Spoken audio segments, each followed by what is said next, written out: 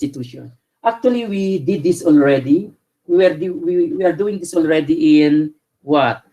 In integration by parts. We did this already. Integration by basic, I mean basic integration. We had that already. So, but those are simple substitutions, no? Actually, integration by parts is a special algebraic substitution. No? But we are going to generalize. We are just going to generalize the substitution that we had. So, and we call this integration by algebraic substitution.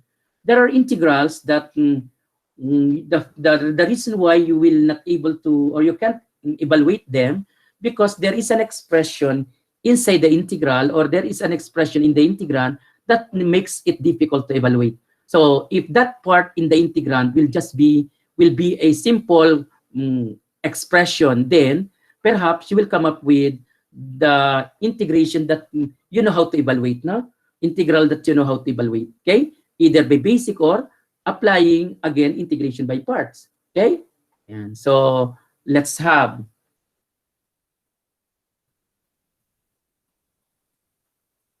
integration by substitution. So integration by substitution.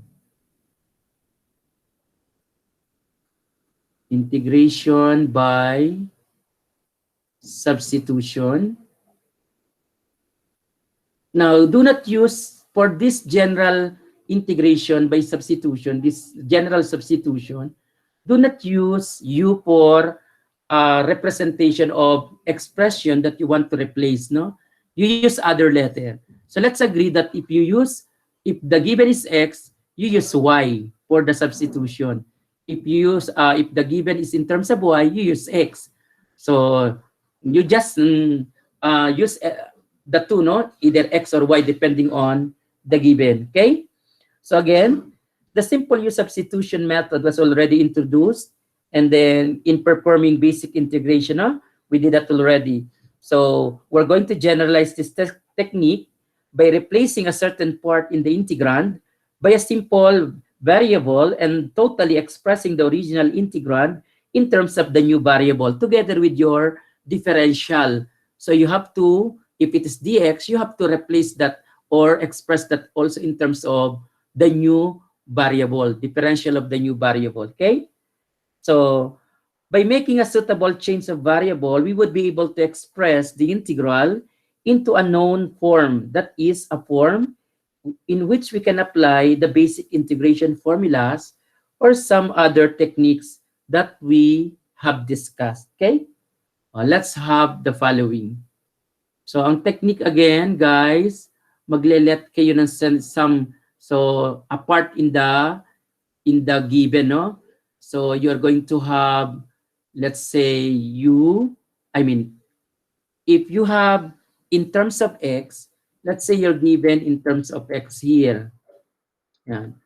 Let's say we're given, let's use blue. So let's say we're given this integral, given integral of f of x dx. Yan. Okay? And where, let's say, where f of x is equal to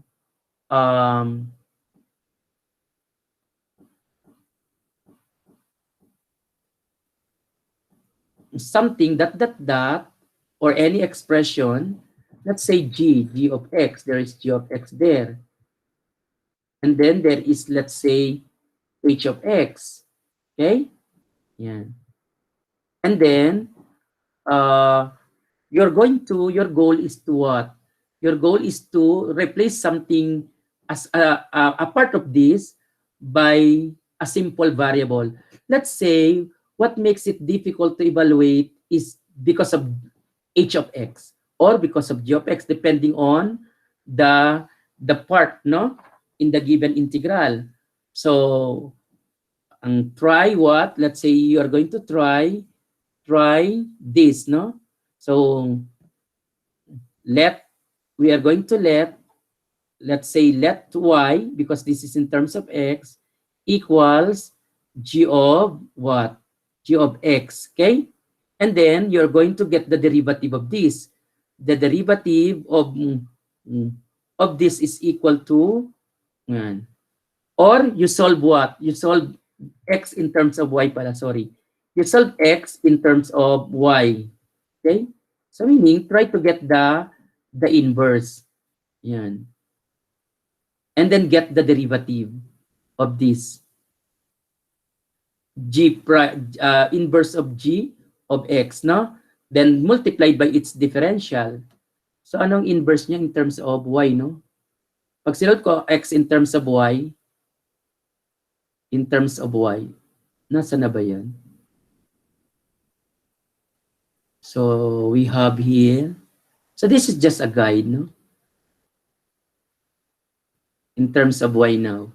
So this is derivative of this, derivative with respect to x of this g prime of y. I mean, g inverse of y, no? Yan. And then, multiply nyo lang ng dy. So that's the strategy that you're going to have. Okay, guys? So let's see.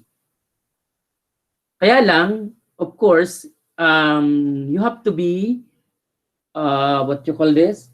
You have to be careful in what part you are going to represent by a simple variable. Because let's say after representing, it will not work. You have to find other way. Baka hindi maganda yung na-replace nyo, no?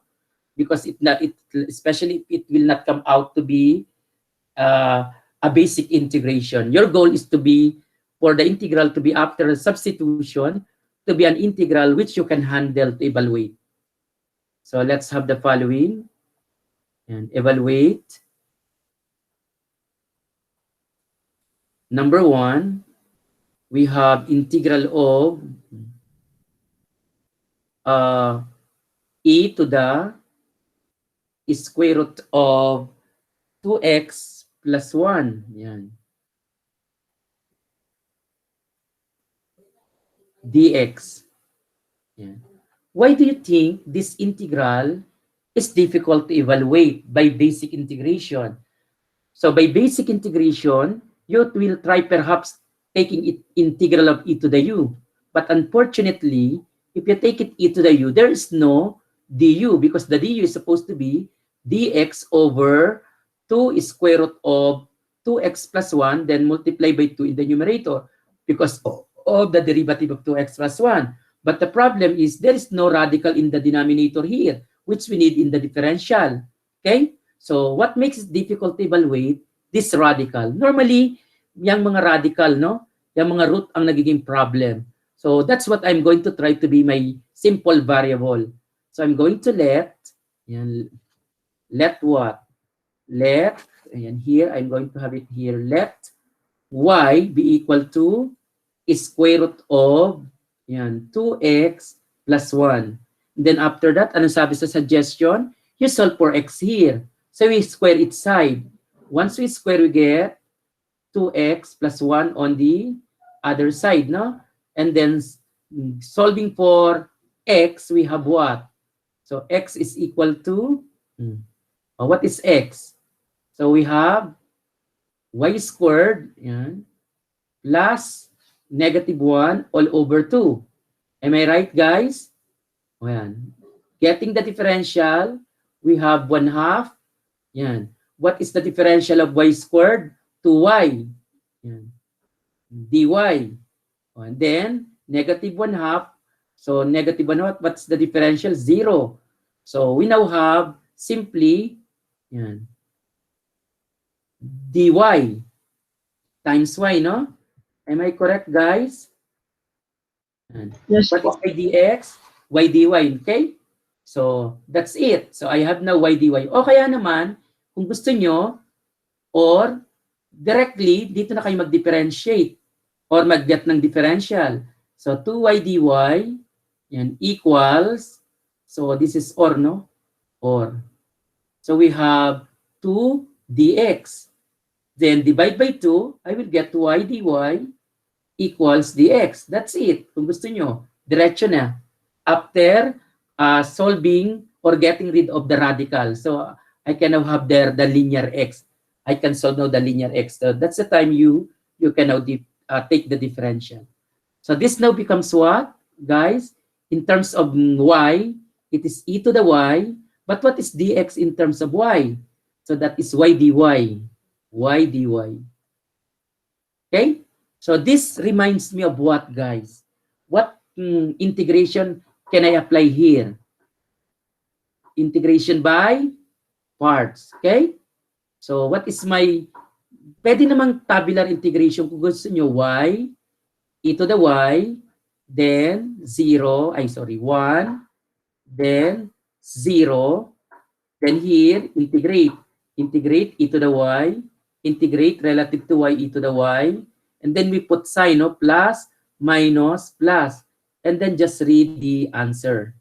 Okay, guys? Pag horizontal, ini-integrate. Okay? Ini-integrate. Pero integral ng constant 0. Ay, ng 0 constant. So we now get, anong nakukuha natin? So, y e to the y minus negative, ay minus e to the y. Yan. Then plus c. Yan. That's it. All you have to do is to put it back in terms of its original variable. But what is y, children? Square root of 2x plus 1. Then, times e to the square root of 2x plus 1. Then, minus e to the square root of 2x plus 1. Okay? Oh, we're done. So, that's the integral. Did you get that, children? Guys? Yes po. Okay, Yes, so number 2. Let's try this number 2. So we now have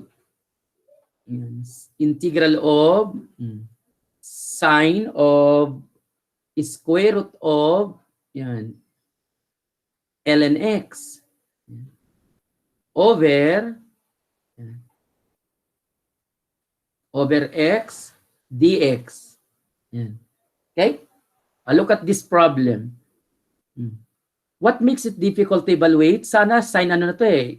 It is, kung wala lang sanang square root, sine of ln x, ito na yung dx over x. It's u. It's du, I mean. So, kaya lang there is radical. So, it means there is no complete du provided inside na.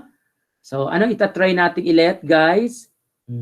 Let what? Let yung radical, no? Let y equals square root of ln x. What is y squared? This is dx over, ln x, na? Yan. O, take the differential. So, what is the differential? 2y dy. Kuhanin na natin yung differential. Kasi kung isosolve pa natin ang x dito, magiging e to the, magiging komplikado pa. Ay mayroon na ditong ln, na? Dx over x. Ang derivative kasi nito, dx over x. Yan. Okay? Yan. So, ito na yung 2y dy natin, yung dx over x. So, the integral now becomes what? Sine, o integral of. Ano daw ang loob ng sine? It becomes what? Y times. Ano yung dx over x, guys? 2y dy. Okay? So again, that is integration by parts. So kasi hindi siya pwedeng sin u du. There is an excess of y. So, pero ang gamitin na lang natin yung what? Yung shortcut, tabular integration. What's the derivative? 2. What's the derivative? 0. What's the integral? Negative cosine y. What's the integral?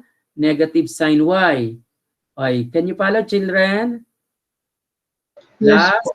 minus, plus. Ito yung automatic na sign na inilalagay natin for tabular integration. Okay? Oh, what's now the answer? So this is now equal to what, guys? O, pwede ko na dito ilagay. Negative 2y cosine y po. O, negative 2y Cosine y. cosine y Plus 2 sine y po. plus C. 2 sine y. Okay? Yan. Then, plus c. O. All we have to do, wag nyo kalimutan ha, ibalik sa original variable. Okay guys? O, lagay ko rito. Yan. Yan. So, ibalik lang natin sa original variable. O, hence, we now have what?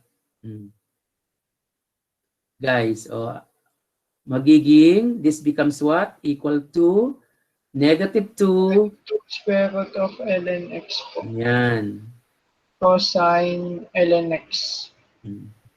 Plus Square 2 root. sin y. Square root. Ha? Plus Square 2 root. sin ln x. Square root, ha? Ay, Square root. square. Square root of ln x. Plus c. Plus c. O, ganyan lang. Okay? O, number 3. Let's now have number 3. Number 3, we have integral of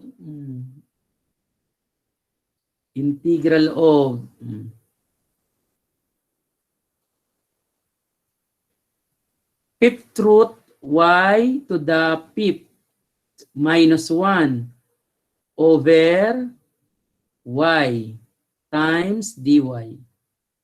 Okay? Let's see if this is integration by substitution. So, alin na nagpahirap dito, guys? Yung radical, of course. Normally, yung radical, no? Yan. Let's try that radical to be a simple variable. Let x naman tayo this time. Let x is square root of y to the fifth minus 1. Okay? So, then after that, guys, anong susunod? Get rid of the radical. So, we now have x squared equals Y to the fifth minus 1.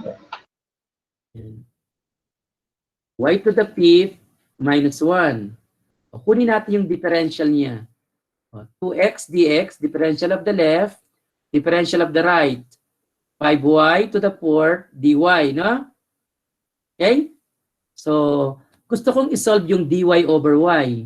Isosolve ko yung dy over y. So, didivide ko ito ng y, each side, no? Ay, ano pala ang ipandidivide ko para maging dy over y to, guys?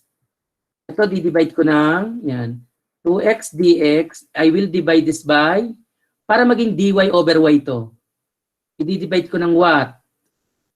Ng 5, y to the fifth. Am I correct, guys? Yes po. Maging dy over y, no? Bakit ko sinolve to? Kasi I want to replace dy over y by in terms of x. Pero may problema ako. May y pa to. No? So, but what is y to the fifth, children? O, yun. From here, 2x dx over 5 times, ano yung x? Ay, y to the fifth? Plus 1 po. X squared plus 1. O, this is now totally in terms of x. Na? Ay x na tong radical na yan.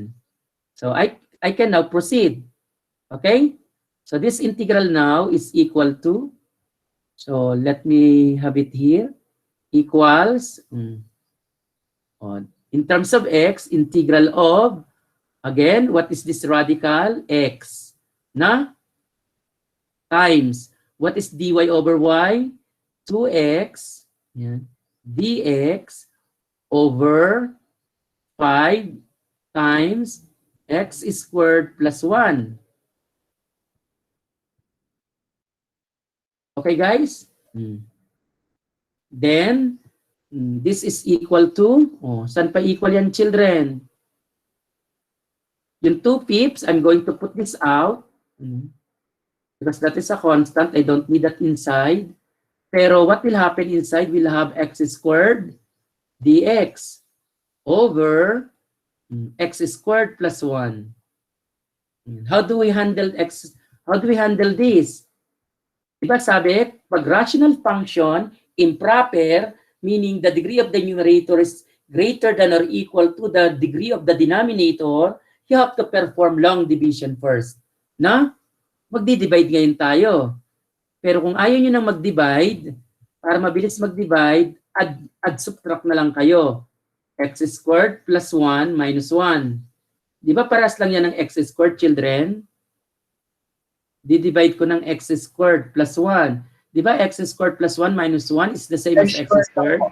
And then you divide this out. X squared plus 1 divided by x squared plus 1 is 1 minus 1 over 1 over what? X squared plus 1. So I can rewrite this integral as 2 over 5 integral of 1 minus 1 over x squared plus 1. O yan. Halos done na. O 2 over 5. O what is the integral of 1 dx? Integration term by term. So that is x minus 2 pips. Integral nito, dx over x squared plus 1.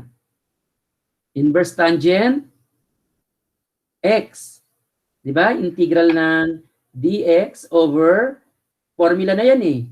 Diba yan yung formula, a squared is a, inverse tangent. Okay? Yan, plus c. Yan. Babalik lang natin sa y because the original is y.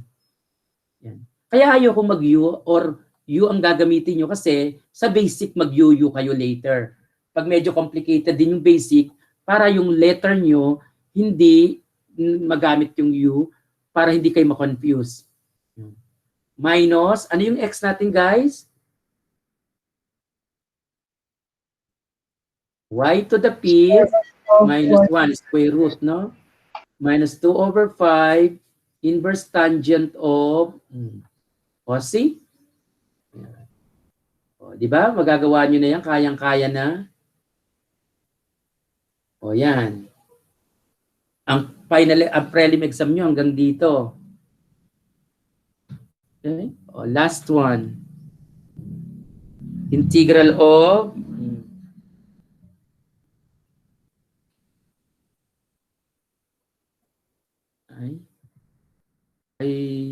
this one, integral of e to the hyperbolic sine of x times hyperbolic cosine of x dx, yeah, all over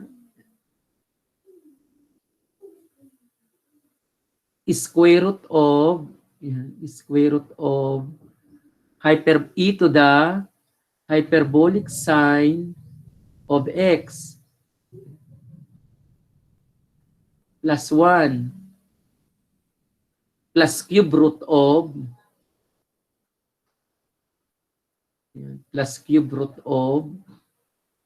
kanina square root e to the hyperbolic sine of x plus 1.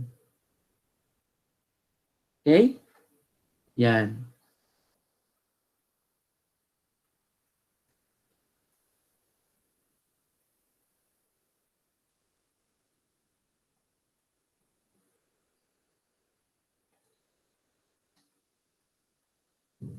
Okay. Oh, did you understand the problem, guys? Actually, wala naman kayong i-understand pa so far actually. Oh, nakikita niyo yung problem? How complicated the problem is?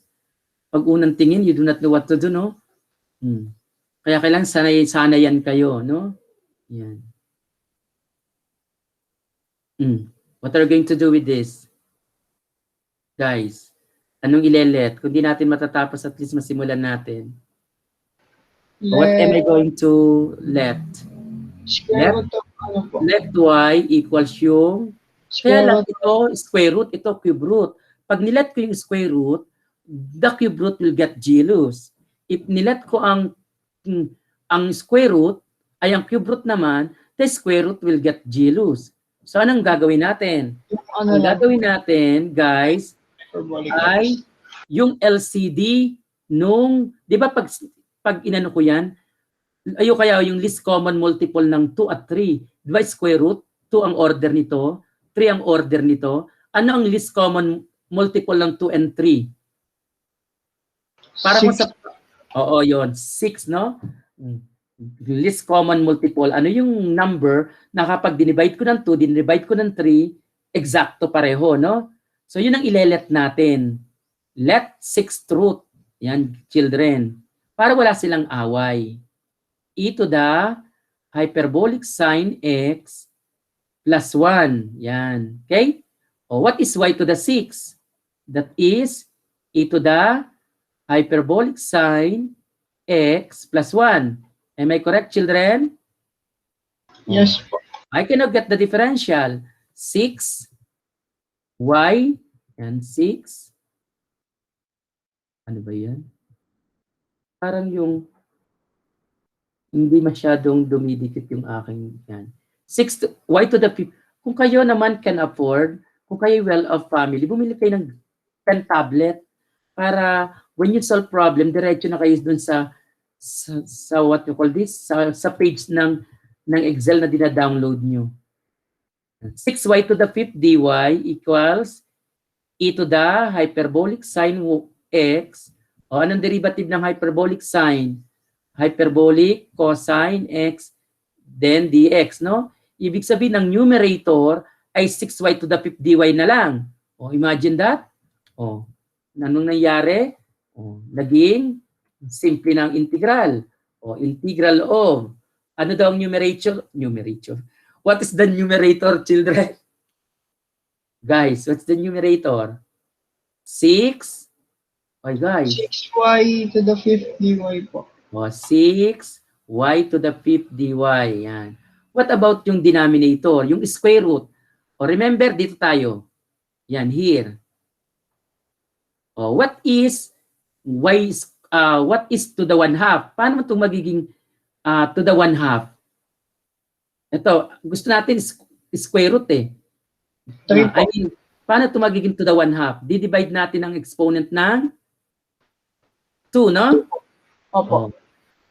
Magiging, y cube. O, ito naman kanan, magiging square root. Am I correct? Yes po. Yan. Ang ginawa ko, I take the square root of each side. So, y cube. Paano naman kung ang ginawa ko naman square root? Anong square root ng y to the 6? Ay, cube root. Squared po. Y squared. So, cube root naman yan. O, at least ang mga exponent na whole number, not anymore fraction, no? Which we are avoiding. Yun yung nagpapahirap eh. So, itong integral na to, square root is y cube. What about yung cube root? Y squared. Okay, guys? This is equal to, what is common in the numerator? I mean, in the denominator, sorry. Y squared. This is simply y plus 1. And then the numerator, y to the 5th dy. What can I cancel out? What can I cancel out, guys? Y squared. Y squared. Y squared. So, minus 2 to. So, we now have integral of 6 to the y. 6. Yung 6, labas ko na. Anong mangyayari? Y cubed over Y plus 1. y plus 1. dy Okay, po. divide tayo. No? Divide kasi improper. O, long division. Dito, y plus 1. O, y squared. Y cubed plus y squared. Get the difference. 0 minus y squared minus y squared. Divide. Minus y. Multiply. Minus y. And then, subtract. 0 minus negative y is y. Divide. Plus 1. Multiply. Y plus 1. Subtract 0 minus 1, negative 1. So this means 6 integral of y squared minus y plus 1 minus 1 over y plus 1. Integration, term by term. Okay, guys? Okay po. So, 6. Mukhang di kakasya. Dito na lang ha. Let me have it here. Equals 6 y cubed over 3 minus y squared over 2 plus y minus du over u ln Absolute value of y plus 1. Okay, guys? Last C. O, yan na. Time na. O, 2y. O, kaya nyo na yan, ha? Ibabalik nyo lang sa original. 3y squared. Ay, 2y cubed. Yan. O, you can now leave if you want, guys, ha? 3y squared. Tama ba? Plus Yes. 6y minus 6, no? ln of, yan. Papalitan nyo lang siya ng radical. Pero ito is never negative. Di ba ang sixth root, hindi naman nagne-negative yan. Yung y therefore is, but y is always positive. Yan, no? I don't think na magsisiro yan. E to the, hindi magsisiro yan. So that I can have square root of, ano yung raised to ano yan? Raised to 3 ito. Raised to 3. Pag ni-raise natin sa 3 ito, nasaan ba yan? Ay, ito na pala. Square root. Square root pala to. Sorry. Yan. Okay. Yan na actually. Yan. Tapos na last na naman to. You can now leave if you want, guys. Minus 3, anong squared? Y squared. Cube root naman siya. E to the yan. Plus 1. O, diba? Ang hirap dito pag kayo mag-aaral ng sarili nyo. Yung sinasabing asynchronous, na ipopost lang ang lecture, 30 minutes lang ang synchronous. Ay, nako. Ewan ko lang kung masagot nyo yung mga ganyan.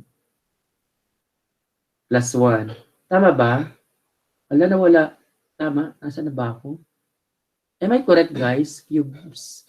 6th root yata yung y, no? Ayan. Opo, sir. 6 root po. 6th root. Mali ako. Kasi hirap ng screen. Pakabit ko nga to sa TV. Kaya lang na maingay sa plus ln of wala na actually absolute value. Actually dito tatanggalin ko na yung absolute value here. Kasi nilagay ko na y is greater than 0. 6 Ito, ln. hindi na ito mag-ano. Yan. 6 ln of 6th root, no? 6 root. Yes po, 6 root po. Yan, 6th root. Ay, magsagot kayo sa mga incentives, ha? Yan. Yung mga sinagot nyo sa ano, lipat nyo sa class incentives natin sa Google Classroom para ma-add ko. Plus 1. Plus C. Okay. Oh, that's it, guys. Okay, bye. Oh, do you have still questions, guys? Wala naman po, sir. Okay. O mag-review ha, mag-practice because practice makes minimum mistakes. Okay? By group ang gagawin yung activity. Yung last activity by group and then may second quiz kayo individual at katapos yung inyong midterm exam. Okay? Okay, naintindihan ba, children? Opo, sir. Okay, guys. Bye. Thank you po. Thank you po, sir. Thank you, sir. Okay. Ay,